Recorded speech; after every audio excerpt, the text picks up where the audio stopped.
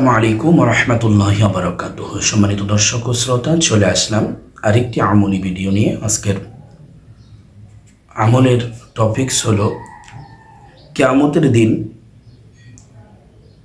কঠিন মুসিবতের সময় কোন তাসবিহগুলো আমাদের ঢাল হবে এবং আমাদেরকে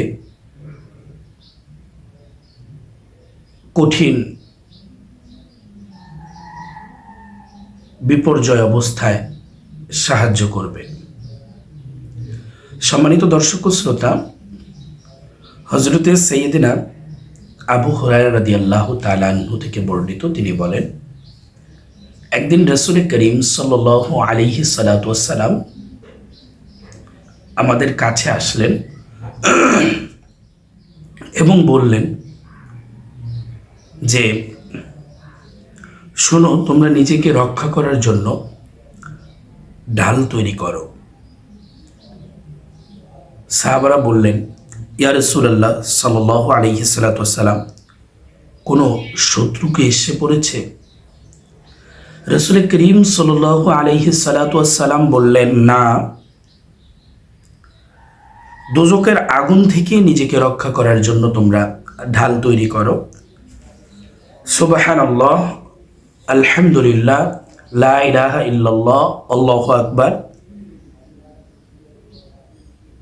যারা এসব কালেমা পাঠ করবে, রাসূল করিম সাল্লাল্লাহু আলাইহি সাল্লাম সাহাবীদেরকে বলতেছেন, যারা এইসব কালেমা পাঠ করবে তাদের সামনে পিছনে ডানে বামে কিয়ামতের দিন এইসব কালেমা আসবে এবং এইসব কালেমা সে ব্যক্তিকে নাজাত দিবে, আল্লাহর দরবারে ফরিয়াদ করে তাকে নাজাত দিবে। এটা এমন নেক আমল যার সওয়াব সব সময় পাওয়াই যাবে। সম্মানিত দর্শক ও শ্রোতা, যেই কিয়ামতের ময়দানে কঠিন মহাশরে আপনি আমি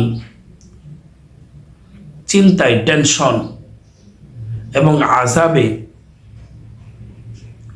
বিভোর হয়ে থাকব। হাদিস শরীফের মধ্যে আসছে,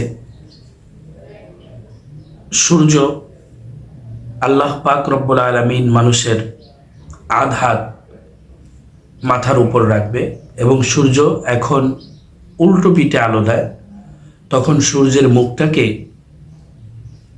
ঘুরিয়ে দেওয়া হবে। হাদিস শরীফের মধ্যে আসছে, মাথার মগজগুলো টকবক টকবক করতে থাকবে। গরম পানি যেমন চুলায় বসালে টকবক টকবক করতে থাকে, ওইরকমভাবে টকবক টকবক করে চারোদিক দিয়ে এই মজকগুলো পড়তে থাকবে। এই কঠিন সাকারাতের সময়, কঠিন মুসিবতের সময় যদি আপনি সুবহানাল্লাহ, আলহামদুলিল্লাহ, লা ইলাহা ইল্লাল্লাহ, আল্লাহু আকবারের আমলগুলো করেন, তাহলে আল্লাহ পাক রব্বুল আলামিন এই আমলের কারণে আপনাকে কিয়ামতের ময়দানে কঠিন মহাশরে নাজাত দিবে, কারণ এই আমলগুলো আপনার সুপারিশ করবে। অতএব আমরা নিয়মিত সুবহানাল্লাহ, আলহামদুলিল্লাহ, লা ইলাহা ইল্লাল্লাহ, আল্লাহু আকবার এগুলো পাঠ করব। আল্লাহ পাক রব্বুল আলামিন যেন আমাদের আমলি জিন্দেগি গঠন করার তৌফিক দান করে। সকলে বলি আমিন। ওয়া আখিরু দাওয়ানা আলহামদুলিল্লাহি রাব্বিল আলামিন। আসসালামু আলাইকুম ওয়া রাহমাতুল্লাহি ওয়া বারাকাতুহু।